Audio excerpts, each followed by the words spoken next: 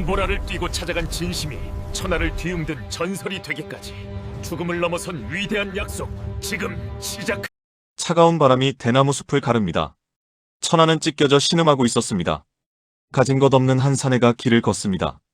그의 가슴엔 오직 인이만이 있었습니다. 눈보라를 뚫고 찾아간 작은 초가집. 3번의 거절에도 고개를 숙였습니다. 자존심보다 깊은 것은 백성의 슬픔이었습니다. 마침내 굳게 닫힌 문이 열렸습니다. 한 명의 천재가 세상 밖으로 나옵니다. 그것은 운명을 바꾼 위대한 만남이었습니다. 누군가는 이를 정치적 결탁이라 부릅니다. 하지만 우리는 압니다. 이것은 한 인간이 다른 인간에게 바친 가장 뜨거운 진심의 기록임을. 역사가 잊지 못할 서사가 시작됩니다. 와룡이 깨어나고 전설이 숨을 쉽니다. 이제 그 장엄한 길을 함께 걸어보려 합니다. 천하는 이미 갈갈이 찢겨 신음하고 있었습니다. 북방의 조조는 황제를 허수아비로 세우고 천하의 명분을 독점했습니다. 강동의 손권은 부유한 땅과 강력한 수군을 바탕으로 제국을 꿈꿨습니다. 하지만 돗자리를 짜던 청년 유비에게 남은 것은 오직 인이라는 이름의 낡은 깃발뿐이었습니다. 그는 수많은 전장을 누비며 패배를 거듭했습니다. 백성들은 그를 사랑했으나 그에게는 그들을 지킬 힘도 땅도 지혜도 부족했습니다. 그의 곁을 지키던 유일한 책사서서마저 조조의 비열한 계략에 휘말려 떠나야 했던 날이었습니다. 유비는 장강의 찬바람을 맞으며 자신의 무력함을 한탄했습니다. 그때 서서가 말머리를 돌려 남긴 이름이 있었습니다. 와룡, 제갈공명. 그 이름이 유비의 가슴속에 깊이 박혔습니다. 유비는 직감했습니다. 이 사내를 얻지 못한다면 자신의 꿈은 평생 돗자리처럼 흩어질 것임을 말입니다. 그는 지체하지 않고 예물을 준비했습니다. 그리고 눈보라가 치는 산길을 향해 첫 발을 내디뎠습니다. 아우 관우와 장비의 불만은 극에 달해 있었습니다. 고작 27의 새파란 서생을 만나기 위해 형님이 직접 고개를 숙여야 하느냐는 항의였습니다. 특히 장비는 밧줄로 묶어서라도 데려오겠다며 호통을 쳤습니다. 하지만 유비는 단호했습니다. 인재를 얻는 것은 천하의 마음을 얻는 것이라 말하며 아우들을 꾸짖었습니다. 융중의 산길은 험했고 겨울바람은 살을 애듯 차가웠습니다. 마침내 도착한 초가집은 적막했습니다. 공명은 집을 비우고 없었습니다. 첫 번째 방문은 허탈한 발걸음으로 끝났습니다. 유비는 포기하지 않았습니다. 며칠 뒤 더 큰 눈보라가 몰아칠 때 그는 다시 길을 나섰습니다. 아우들의 투덜거림은 이제 비난으로 바뀌었습니다. 하지만 유비는 눈길에 넘어져가면서도 산을 올랐습니다. 두 번째 방문 역시 공명의 얼굴을 보지 못한 채 돌아와야 했습니다. 유비는 낙심하지 않고 붓을 들어 간절한 편지를 남겼습니다. 한나라 황실을 되살리고 백성을 구하고 싶다는 핏방울 같은 진심을 종이 위에 쏟아냈습니다. 집으로 돌아온 유비는 매일같이 융중 쪽 하늘을 바라보았습니다. 그는 단순히 똑똑한 사람을 찾는 것이 아니었습니다. 자신의 영혼을 이해하고 같은 꿈을 꿀단 한 사람을 기다리는 것이었습니다. 그의 기다림은 겨울을 지나 봄이 올 때까지 계속되었습니다. 누군가는 이를 집착이라 불렀고 누군가는 미련이라 했습니다. 하지만 유비에게 이것은 세상에서 가장 거룩한 의식이었습니다. 돗자리 짜던 사내의 인생에서 가장 긴 겨울이 서서히 저물어가고 있었습니다. 만물이 소생하는 봄날, 유비는 3번째 방문을 준비했습니다. 이번에는 사흘 동안 목욕재개하며 몸과 마음을 정갈이했습니다. 관우와 장비는 이제 형님을 이해하기를 포기한 듯 보였습니다. 장비는 이번에도 없으면 정말 불을 지르겠다며 소리를 질렀습니다. 유비는 그런 아우들을 뒤로하고 정중히 문을 두드렸습니다. 다행히 공명이 집에 있다는 대답이 돌아왔습니다. 하지만 그는 낮잠을 자고 있었습니다. 유비는 동자에게 그를 깨우지 말라고 당부했습니다. 유비는 방밖 계단 아래에 두 손을 모으고 섰습니다. 따스한 봄볕이 그의 어깨를 내리쬐었습니다. 한 시즌이 지나고 두 시즌이 흘렀습니다. 다리가 저려오고 허리가 끊어질 듯 아팠으나 유비는 자세를 흐트러뜨리지 않았습니다. 장비는 문 밖에서 발을 동동 구르며 화를 참지 못했습니다. 하지만 유비의 눈은 오직 굳게 닫힌 문만을 향해 있었습니다. 마침내 방 안에서 기척이 들리고 공명이 잠에서 깨어났습니다. 그는 손님이 기다린다는 말에 깜짝 놀라 옷을 여미고 밖으로 나왔습니다. 드디어 두 영웅이 마주했습니다. 공명은 8척의 당당한 풍채에 학의 깃털 부채를 든 신비로운 모습이었습니다. 유비는 무릎을 꿇고 절을 올리며 자신의 비천함과 천하의 고통을 털어놓았습니다. 공명은 처음에는 겸손히 거절했습니다.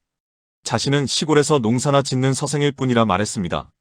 하지만 유비의 눈에서 흐르는 진심 어린 눈물을 보았을 때 공명의 가슴 속에 잠들어 있던 거대한 와룡이 깨어나기 시작했습니다. 공명은 지도를 펼쳤습니다. 그것은 아무도 보지 못한 천하의 밑그림이었습니다. 그는 북쪽의 조조를 천시를 얻은 자로, 남쪽의 손권을 지리를 얻은 자로 규정했습니다. 그리고 유비가 나아가야 할 길을 제시했습니다. 형주와 익주를 근거지로 삼아 세력을 키우고 조조와 손권을 견제하며 천하를 셋으로 나누라는 계책이었습니다. 이것이 바로 전설적인 천하 삼분지계였습니다. 유비는 머릿속이 맑아지는 전율을 느꼈습니다. 평생을 어둠 속에서 헤매던 그에게 찬란한 등불이 켜진 순간이었습니다. 유비는 간곡하게 산을 내려와 달라고 부탁했습니다. 공명은 잠시 망설이다가 유비의 인의에 자신의 일생을 걸기로 결심했습니다. 그는 어린 동생에게 밭을 잘 돌보라는 말을 남기고 정든 초가집을 떠났습니다. 유비는 공명을 얻은 기쁨을 물고기가 물을 만난 것과 같다고 표현했습니다. 수어지교의 탄생이었습니다. 30을 채 넘기지 않은 청년 천재와 쉰을 바라보는 노련한 영웅의 만남. 역사는 이날을 세계를 뒤흔든 가장 위대한 결합의 시작으로 기록했습니다. 공명이 유비의 진영에 합류하자마자 시험대가 기다리고 있었습니다. 조조의 명장 하후돈이 10만 대군을 이끌고 신야로 쳐들어왔습니다. 유비의 군사는 불과 수천 명에 불과했습니다. 관우와 장비는 공명의 지휘권을 인정하려 하지 않았습니다. 임만산 서생이 무엇을 알겠느냐며 비웃었습니다. 유비는 공명에게 자신의 칼과 인장을 내어주며 전권을 맡겼습니다. 공명은 냉정하게 작전을 짰습니다. 그는 방망파의 좁은 골짜기를 주목했습니다. 공명은 조자룡에게 후퇴하는 척하며 적을 유인하라 지시했습니다. 관우와 장비에게는 각각 매복 지점을 정해주었습니다. 장비는 투덜거리며 산속으로 들어갔고 관우는 의심스러운 눈초리로 전장을 바라보았습니다. 하우도는 유비군을 얕잡아보고 좁은 골짜기 깊숙이 들어왔습니다. 사방은 마른 갈대와 나무들이 우거져 있었습니다. 공명의 깃발이 오르자마자 화전이 날아들었습니다. 순식간에 골짜기는 거대한 화염의 구렁텅이로 변했습니다. 비명소리가 산천을 뒤흔들었습니다. 조조의 10만 대군은 불길 속에서 아비규환이 되었습니다. 매복해 있던 관우와 장비가 함성을 지르며 튀어나왔습니다. 그들은 공명의 지략이 얼마나 무서운지 눈앞에서 목격했습니다. 장비는 불타는 적들을 보며 공명의 이름을 연호했습니다. 관우는 묵묵히 칼을 거두며 공명에게 깊이 허리를 숙였습니다. 비로소 공명은 유비 진영의 명실상부한 심장이 되었습니다. 방망파의 불길은 와룡이 세상에 보내는 화려한 신고식이었습니다. 이 승리는 단순히 전투의 승리가 아니었습니다. 유비라는 조직이 주먹구구식 의리 집단에서 정교한 국가의 기틀을 갖춘 군대로 진화한 사건이었습니다. 유비는 공명을 바라보며 미소 지었습니다. 자신의 선택이 틀리지 않았음을, 이제야 비로소 조조와 어깨를 나란히 할 자격을 얻었음을 깨달았습니다. 하지만 조조는 더욱 거대한 분노를 품고 남하하기 시작했습니다. 방망파의 승리는 다가올 거대한 폭풍의 전주곡에 불과했습니다. 공명은 승리에 취하지 않았습니다. 그는 신야를 버리고 더 넓은 곳으로 나아가야 한다고 유비에게 조언했습니다. 조조의 100만 대군을 막아내기에 신야는 너무 작았습니다. 유비는 자신의 근거지를 버리는 아픔을 견뎌야 했습니다. 그는 짐을 꾸리는 백성들을 바라보며 가슴이 미어졌습니다. 한 천재의 지략이 빛날수록 영웅이 짊어져야 할 책임의 무게도 무거워지고 있었습니다. 역사의 수레바퀴는 이제 피비린내 나는 도주국을 향해 굴러가기 시작했습니다. 조조의 100만 대군이 남쪽을 향해 쓰나미처럼 밀려왔습니다. 형주의 주인 유표가 죽고 그의 아들이 항복하자 유비는 고립무원의 처지가 되었습니다. 유비는 백성들을 이끌고 남쪽으로 후퇴하기 시작했습니다. 수만 명의 백성이 유비의 뒤를 따랐습니다. 그들은 유비라면 자신들을 지켜줄 것이라 믿었습니다. 하지만 피난 행렬은 너무나 느렸습니다. 조조의 기병대가 코앞까지 들이닥쳤습니다. 참모들은 백성을 버리고 속도를 높여야 한다고 눈물로 호소했습니다. 유비는 노하여 소리쳤습니다. 대업을 이루는 근본은 사람인데 어찌 나를 믿고 따르는 백성을 버릴 수 있겠느냐고 말입니다. 그는 백성들과 발걸음을 맞췄습니다. 그것은 군사적으로는 자살 행위였으나 인간적으로는 가장 장엄한 행진이었습니다. 마침내 장판파에서 조조의 최정예 기병대가 피난 행렬을 덮쳤습니다. 현장은 순식간에 생지옥으로 변했습니다. 아이들의 울음소리와 부모들의 비명소리가 대지를 뒤흔들었습니다. 유비는 가족마저 잃어버린 채 도망쳐야 했습니다. 이 혼란의 한복판에서 조자룡이 말머리를 돌렸습니다. 그는 주공의 혈육을 찾기 위해 다시 적진으로 뛰어들었습니다. 수천 명의 적군 사이를 누비며 자룡은 피로 범벅이 되었습니다. 그의 창끝은 쉴 새 없이 움직였고 적장들의 목은 낙엽처럼 떨어졌습니다. 마침내 우물가에서 미부인을 찾았으나 부인은 아들 아두를 맡기고 스스로 우물에 몸을 던졌습니다. 자룡은 아이를 가슴에 품고 다시 혈로를 뚫었습니다. 그의 갑옷은 적들의 피로 검붉게 물들었습니다. 장판교 다리 위에는 장비가 홀로 서 있었습니다. 그는 눈을 부릅뜨고 장팔사모를 쥐었습니다. 조조의 대군이 다가오자 장비는 천둥 같은 고함을 질렀습니다. 내가 바로 연인 장익덕이다. 누가 죽기를 각오하고 덤비겠느냐. 그 기세에 조조군 장수 하나가 간담이 서늘해져 말에서 떨어져 죽었습니다. 백만대군은 장비의 기백에 눌려 한 발짝도 움직이지 못했습니다. 그 사이 유비와 백성들은 겨우 강을 건널 수 있었습니다. 장비의 포효는 영웅이 무엇인지를 증명하는 울림이었습니다. 자룡이 무사히 돌아와 아두를 유비에게 바쳤습니다. 유비는 아이를 품에 안는 대신 바닥에 던졌습니다. 이 아이 하나 때문에 내가 아끼는 장수를 잃을 뻔했다며 통곡했습니다. 자룡은 유비의 무릎 아래 엎드려 목 놓아 울었습니다. 죽음을 각오하고 싸운 장수에게 군주가 보여줄 수 있는 최고의 위로였습니다. 비록 전투에서는 참패했으나 유비의 인의와 장수들의 충성심은 더욱 단단해졌습니다. 절망의 끝에서 유비는 이제 강동의 손권에게 손을 내밀기로 결심했습니다. 공명은 홀로 동호의 호랑이 굴로 들어갔습니다. 손권의 조정에는 항복을 주장하는 문관들이 가득했습니다. 공명은 그들의 비겁함을 혀 하나로 꺾어버렸습니다. 그는 손권의 자존심을 자극하여 조조와 맞서게 했습니다. 주유는 공명의 비범함에 소름을 느꼈습니다. 그는 훗날 공명이 동호의 위협이 될 것이라 직감하고 그를 죽이려 했습니다. 주유는 사흘 안에 화살 10만 개를 만들어 오라는 억지 명령을 내렸습니다. 실패하면 목을 치겠다는 굴령장이었습니다. 공명은 태어났습니다.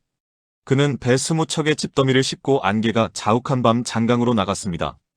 조조의 수군 진영 앞에서 북소리를 울리자 겁에 질린 조조군은 화살을 퍼부었습니다. 날이 밝자 찝더미에는 10만 개가 넘는 화살이 꽂혀 있었습니다. 공명은 공짜로 얻은 화살을 주유에게 넘기며 미소 지었습니다. 주유는 하늘을 우러러 탄식했습니다. 공명은 이미 인간의 지혜를 넘어선 존재였습니다. 이제 남은 것은 조조의 함대를 태워버릴 불꽃뿐이었습니다. 하지만 계절은 한겨울이었고 바람은 차가운 북풍만이 불었습니다.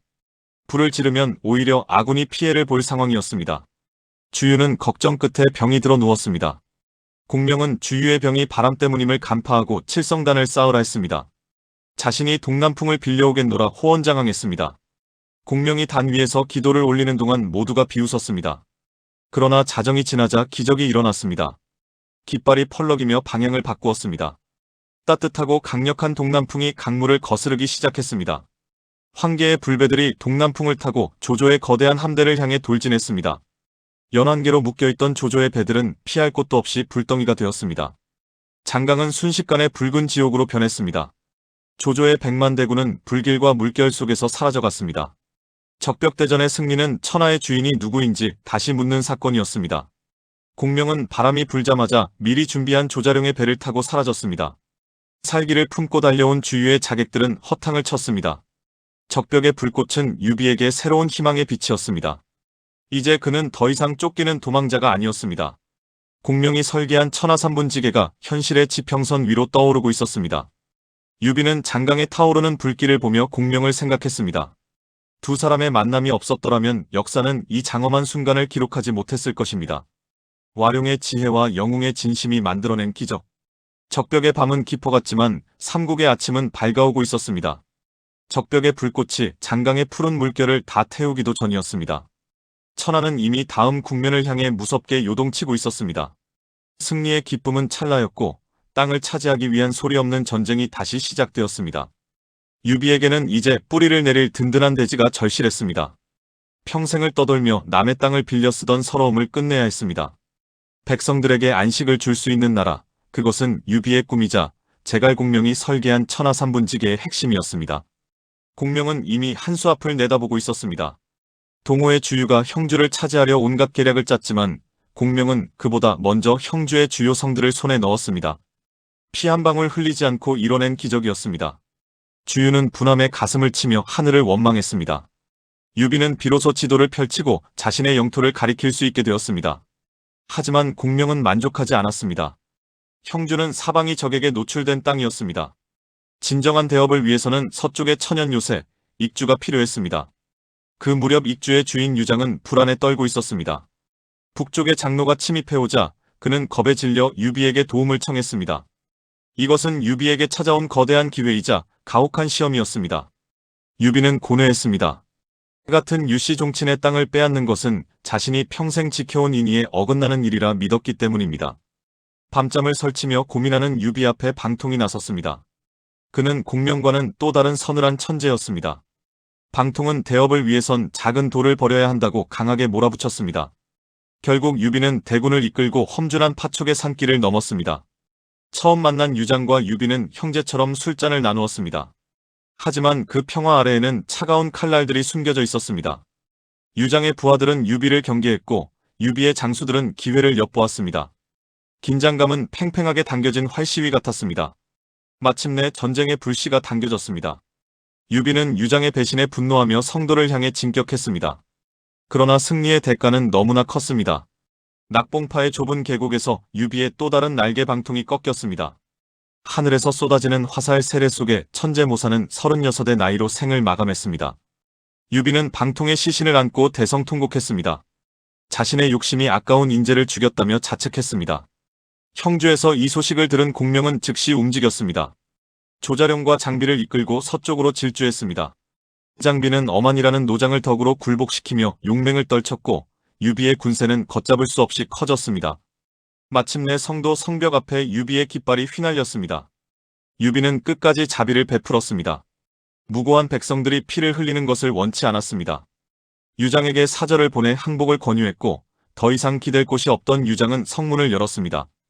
유비가 성도로 입성하던 날 백성들은 길가에 나와 향을 피우며 환호했습니다. 인자한 군주를 맞이하는 파촉의 눈물이었습니다. 유비는 마침내 서쪽의 주인이 되어 대업의 기틀을 완성했습니다. 촉을 얻은 유비의 명성은 이제 해를 가릴 정도였습니다. 하지만 진정한 승리는 아직 멀리 있었습니다. 북쪽의 조조는 여전히 거대한 산맥처럼 버티고 있었습니다. 조조는 한중을 손에 넣고 촉을 압박해왔습니다. 한중은 촉의 현관이자 목구멍과 같은 곳이었습니다. 이곳을 잃는다면 성도의 평화는 모래성처럼 허무하게 무너질 것이 분명했습니다. 유비는 결단했습니다. 이번에는 물러서지 않고 정면으로 맞서겠노라고 말입니다. 한중 공방전은 유비생의 가장 치열하고 장엄한 전투였습니다. 험준한 산맥 사이로 수십만의 대군이 뒤엉켰습니다. 늙은 호랑이 황충이 기계를 떨쳤습니다. 정군산의 가파른 비탈을 내려오며 단칼에 조조의 명장 하후연을 베어 넘겼습니다. 이 소식에 조조군은 크게 흔동했습니다. 유비는 직접 전장의 최전선에 서서 군사들을 독려했습니다. 화살이 빗발치는 속에서도 유비는 미동도 하지 않았습니다. 이제 그는 예전의 나약한 도망자가 아니었습니다. 조조는 한중의 지형을 보며 탄식했습니다. 먹자니 맛이 없고 버리자니 아까운 닭의 갈비와 같다고 했습니다. 게륵이라는 유명한 말이 여기서 탄생했습니다. 결국 조조는 대군을 물렸습니다. 돗자리 짜던 유비에게 패배했다는 사실에 조조는 깊은 수치심을 느꼈습니다. 유비는 마침내 한중을 차지했습니다. 이제 그의 앞길을 가로막을 것은 없어 보였습니다. 장수들과 참모들은 입을 모아 유비에게 왕의 자리에 오를 것을 간청했습니다. 유비는 사양하고 또 사양했습니다. 자신은 오직 한나라 황실을 되살리려는 신하일 뿐이라고 했습니다. 하지만 공명은 설득했습니다. 대업을 명확히 하고 군사들의 사기를 높이기 위해서는 반드시 왕의 권위가 필요하다고 말입니다. 마침내 유비는 한중왕의 자리에 올랐습니다. 제단 위에 선 유비의 눈에는 만감이 교차했습니다. 돗자리를 팔며 천하를 걱정하던 청년이 이제 만백성을 호령하는 왕이 된 것입니다. 관우와 장비 조자룡과 황충, 마초가 5호 대장군으로 임명되었습니다. 성도에는 평화의 노래가 울려 퍼졌습니다. 공명은 승상이 되어 나라의 법도를 바로 세우고 굶주린 백성들을 돌보았습니다. 창고에는 곡식이 쌓이고 거리는 활기로 넘쳤습니다. 유비의 인의가 비로소 현실의 정치가 되어 꽃을 피운 것입니다. 인재들은 구름처럼 모여들었고 군사들은 북벌의 날만을 기다리며 훈련에 매진했습니다. 천하삼분지계는 더 이상 꿈이 아니었습니다. 유비의 생애에서 가장 찬란하고 아름다운 황금기였습니다. 하지만 역사의 수레바퀴는 잔혹했습니다. 영광이 정점에 달했을 때 어둠의 그림자가 소리 없이 다가오고 있었습니다. 너무나 뜨거웠던 여름이 지나고 나면 차가운 가을 바람이 불어오듯 영웅들의 운명에도 비극의 서막이 내리고 있었습니다. 성도의 찬란한 노후를 바라보며 유비는 잠시 미소 지었지만 그것이 그가 누린 마지막 평온이 될 줄은 아무도 몰랐습니다. 형주를 지키던 관우의 위엄은 천하를 진동시켰습니다. 그는 북진을 시작하여 조조의 대군을 몰아붙였습니다. 갑자기 쏟아진 폭우를 이용해 적군을 수몰시키는 귀신 같은 지략을 선보였습니다. 조조의 명장 우금이 무릎을 꿇고 방덕이 목숨을 잃었습니다. 관우의 이름 석자에 조조는 천도를 고민할 정도로 공포에 질렸습니다. 관우는 명실상부한 전쟁의 신으로 추앙받았습니다. 하지만 승리에 취한 자의 눈에는 보이지 않는 법입니다. 등 뒤에 숨은 독사의 이빨이 말입니다. 동맹이었던 손권은 관우의 성장이 두려웠습니다. 그는 관우의 오만함을 구실 삼아 조조와 손을 잡았습니다. 영원한 적도 영원한 동지도 없는 비정한 권력의 세계였습니다. 여몽은 장사꾼으로 변장해 수비가 허술해진 봉화대를 점령했습니다. 관우가 앞선 전장에서 승전보를 올리고 있을 때 그의 보금자리인 형주는 이미 손권의 손에 넘어가고 있었습니다. 소식을 들은 관우는 급히 회군했지만 이미 늦었습니다. 부하들은 흩어지고 식량은 바닥났습니다. 만고의 영웅 관우는 작은 성인 맥성에 고립되었습니다. 차가운 눈이 내리는 겨울밤, 관우는 북쪽 하늘을 바라보며 형님 유비를 떠올렸습니다. 손권은 사자를 보내 항복을 권했습니다. 하지만 관우는 호통을 쳤습니다. 옥은 깨질지언정 그 빛을 잃지 않고 대나무는 탈지언정 그 마디를 굽히지 않는다고 했습니다. 결국 관우는 마지막 돌파를 시도하다 사로잡혔습니다. 손권의 칼날 아래 청룡 언월도가 바닥에 떨어졌습니다. 한 시대의 상징이었던 큰 별이 그렇게 허망하게 져버렸습니다.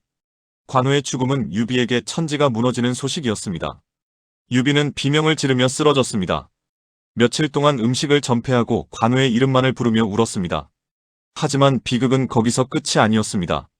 관우의 원수를 갚기 위해 출정 준비를 하던 장비마저 세상을 떠났습니다. 아우의 죽음에 눈이 뒤집힌 장비는 부하들을 가혹하게 몰아붙였고 결국 잠든 사이에 배신자의 칼에 목숨을 잃었습니다. 유비는 단숨에 팔다리와 같은 두 아우를 모두 잃었습니다. 이성을 잃은 유비는 복수의 화신이 되었습니다. 공명이 무릎을 꿇고 눈물로 만류했습니다. 지금 동호를 치는 것은 조조를 돕는 일이라며 애원했습니다. 조자룡 역시 대의를 생각하라고 직언했습니다. 하지만 유비의 귀에는 아무것도 들리지 않았습니다. 도원결의의 맹세가 복수라는 광기로 변했습니다. 유비는 촉의 전력을 쏟아부어 70만 대군을 일으켰습니다. 장강을 가득 메운 군선들과 산천을 뒤덮은 깃발들은 장관이었으나 그것은 파멸을 향한 행진이었습니다. 유비는 직접 칼을 들고 선봉에 섰습니다. 그는 더 이상 인자한 군주가 아니었습니다. 오직 아우들의 원수를 갚겠다는 일념뿐인 노장이었습니다. 이릉의 깊은 숲속으로 유비의 대군이 들어섰습니다. 무더운 여름날 70리에 걸쳐 길게 늘어선 유비의 진영을 보며 동호의 어린 장수 육소는 미소 지었습니다. 역사는 이제 영웅의 몰락을 기록할 준비를 마쳤습니다. 장강의 물결은 곧 다가올 핏빛 비극을 예견하듯 불길하게 출렁이고 있었습니다. 복수라는 이름의 독배는 달콤했으나 그 끝은 참혹했습니다. 유비는 평생을 지켜온 냉철함을 잃고 오직 동호를 멸하겠다는 일념으로 진격했습니다. 장강을 따라 이어진 유비의 함대는 하늘을 찌를 듯한 기세를 자랑했습니다. 육지에는 70만 대군이 끝도 없이 늘어서며 대륙을 흔들었습니다. 동호의 장수들은 유비의 섰을 퍼런 기세에 눌려 감히 나설 엄두를 내지 못했습니다. 이때 손권은 이름도 없던 젊은 서생 육손을 대독독으로 임명했습니다. 유비는 육손을 애송이라 부르며 비웃었습니다. 하지만 그것은 거대한 비극의 시작이었습니다. 육손은 유비의 공격을 정면으로 받지 않았습니다. 그는 험준한 지형을 이용해 뒤로 물러나며 시간을 벌었습니다. 무더운 여름이 찾아왔습니다. 가만히 서 있어도 땀이 비오듯 쏟아지는 날씨였습니다. 유비의 군사들은 지쳐갔습니다. 더위를 피하기 위해 유비는 숲속 깊은 곳에 진영을 설치했습니다. 700리에 걸쳐 길게 늘어선 숲의 진영은 거대한 뱀과 같았습니다. 성도에서 이 소식을 들은 공명은 발을 구르며 탄식했습니다. 숲에 진을 치는 것은 병법의 금기 중 금기였기 때문입니다. 불을 지르면 도망갈 곳이 없다는 것을 공명은 직감했습니다. 하지만 이미 때는 늦었습니다. 육손의 눈이 번뜩였습니다. 바람이 불기를 기다리던 육손은 마침내 명령을 내렸습니다. 수천 명의 결사대가 유비의 진영마다 불씨를 던졌습니다. 메마른 숲은 순식간에 거대한 화염의 바다가 되었습니다. 비명소리가 밤하늘을 찢었습니다. 70만 대군은 싸워보지도 못한 채 불길 속에서 제가 되었습니다. 유비는 불길을 뚫고 필사적으로 탈출했습니다. 뒤를 돌아보니 평생을 바쳐 일군 모든 것이 타오르고 있었습니다. 아우들의 원수를 갚으려다 오히려 나라의 뿌리를 뽑아버린 격이었습니다. 조자룡이 달려와 유비를 구출했지만 군사들의 시체는 장강을 가득 메웠습니다. 인의의 군주라 불리던 사내의 뒷모습은 너무나 초라하고 쓸쓸했습니다. 유비는 부끄러움에 차마 성도로 돌아가지 못했습니다. 그는 강가에 자리한 작은 성 백제성에 머물렀습니다. 몸은 병들고 마음은 갈기갈기 찢겨 있었습니다. 밤마다 죽은 아우들의 목소리가 들리는 듯 했습니다. 형님은 왜 우리를 위해 복수하다 이렇게 되셨느냐는 물음이 귓가를 맴돌았습니다. 유비는 어두운 방 안에서 홀로 눈물을 흘리며 자신의 오만을 후회했습니다. 하지만 이미 엎질러진 물이었고 역사의 시간은 무정하게 흘러가고 있었습니다. 백제성의 차가운 달빛이 내리쬐던 밤이었습니다. 유비는 자신의 생명이 얼마 남지 않았음을 직감했습니다. 그는 성도에 있는 공명을 급히 불렀습니다. 공명은 소식을 듣자마자 뜬 눈으로 밤을 새우며 백제성으로 달려왔습니다. 병상에 누운 주공의 모습을 본 공명은 억장이 무너졌습니다. 눈보라를 뚫고 초가집을 찾아오던 그 당당했던 사내는 간데 없었습니다. 오직 죽음을 앞둔 노인만이 거친 숨을 내몰아 쉬고 있었습니다. 유비는 공명의 손을 꼭 잡았습니다. 그리고 떨리는 목소리로 마지막 유언을 남겼습니다. 승상의 재능은 조비보다 10배나 뛰어나니 반드시 나라를 안정시킬 것이라 했습니다. 만약 내 아들 유선이 보좌할 만한 제목이면 도와달라 했습니다. 하지만 만약 그가 어리석어 나라를 망칠 것 같으면 승상이 직접 왕의 자리에 오르라고 말했습니다. 이것은 고대부터 내려오는 제왕의 도를 넘어서는 한 인간이 다른 인간에게 줄 수 있는 최고의 신뢰였습니다. 공명은 바닥에 머리를 찌우며 피눈물을 흘렸습니다. 어찌 그런 말씀을 하시냐며 오열했습니다. 자신은 뼈가 가루가 되고 몸이 부서지는 한이 있더라도 끝까지 충성을 다하겠노라 맹세했습니다. 유비는 공명의 대답을 듣고서야 비로소 안도의 미소를 지었습니다. 그는 아들 유선에게도 당부했습니다. 승상을 아버지처럼 모시고 그의 가르침을 하늘처럼 받들라고 말입니다. 그리고 마지막으로 유명한 말을 남겼습니다. 작은 선이라도 행하지 않으면 안 되고 작은 악이라도 행해서는 안 된다는 말이었습니다. 유비의 손이 천천히 바닥으로 떨어졌습니다. 파란만장했던 영웅의 생애가 마침내 마침표를 찍는 순간이었습니다. 돗자리를 짜던 소년에서 한나라의 황제가 되기까지 그는 오직 사람의 마음을 얻기 위해 평생을 바쳤습니다. 비록 천하통일의 꿈은 이루지 못했지만 그는 역사상 가장 아름다운 군신관계라는 기적을 남겼습니다. 공명은 주공의 시신 앞에서 통곡하며 그의 못다한 꿈을 가슴에 깊이 새겼습니다. 유비가 떠난 백제성에는 장강의 물소리만이 공허하게 울려 퍼졌습니다. 하지만 그의 정신은 죽지 않았습니다. 공명은 주공의 유지를 받들어 지칠 줄 모르는 북벌의 길을 걷기 시작했습니다. 삼고초려의 그날 초가집 앞에서 나누었던 약속은 죽음을 넘어서는 영원한 계약이 되었습니다. 사람들은 말합니다. 유비는 실패한 영웅일지 모르나 인간으로서 가장 성공한 삶을 살았다고 말입니다. 그의 인의와 공명의 충절은 오늘날까지 우리 가슴속에 살아 숨쉬는 전설이 되었습니다.